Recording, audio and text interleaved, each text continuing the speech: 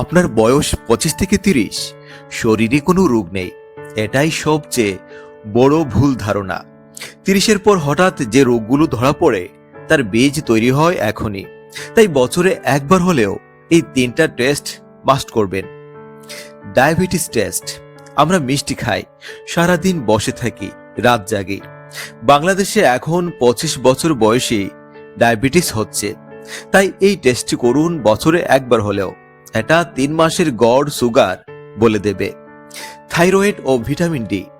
সারাদিন ক্লান্ত লাগে, চুল পড়ে যাচ্ছে, ঘুম থেকে উঠতেই ভালো লাগে না, ওজন বাড়ছে। এটা থাইরয়েড বা ভিটামিন ডি এর ঘাটতির কারণে। বিশেষ করে মেয়েদের এই টেস্টটা বছরে একবার must. Lipid profile, cholesterol test.